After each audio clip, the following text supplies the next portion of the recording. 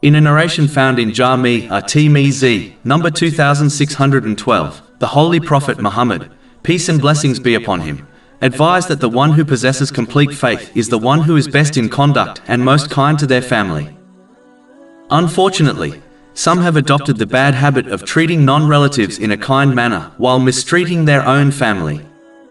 They behave in this manner as they do not understand the importance of treating one's own family kindly and as they fail to appreciate their family. A Muslim will never achieve success until they fulfill both aspects of faith. The first is fulfilling their duties towards Allah, the Exalted, by fulfilling His commands, refraining from His prohibitions, and by facing destiny with patience according to the traditions of the Holy Prophet Muhammad, peace and blessings be upon him. This will ensure they use all the blessings they have been granted in ways pleasing to Allah, the Exalted. The second is to fulfill the rights of people, which includes treating them kindly. None have more right to this kind treatment than one's own family. A Muslim must aid their family in all matters which are good, and warn them against bad things and practices in a gentle way, according to the teachings of Islam. They should not blindly support them in bad things simply because they are their relatives, nor should they fail to help them in good matters because of some ill feelings towards them, as this contradicts Islamic teachings.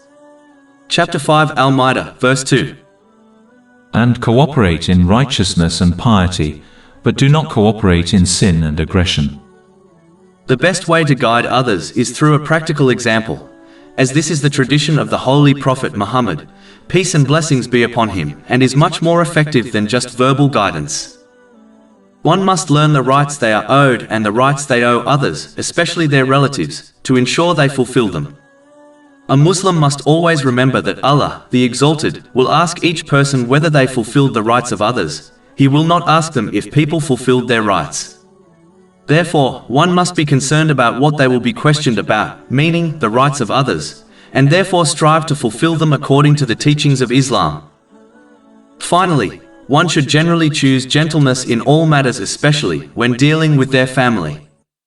Even if they commit sins, they should be warned in a gentle manner and still be aided in matters which are good, as this kindness is more effective in bringing them back to the obedience of Allah, the Exalted, than treating them harshly.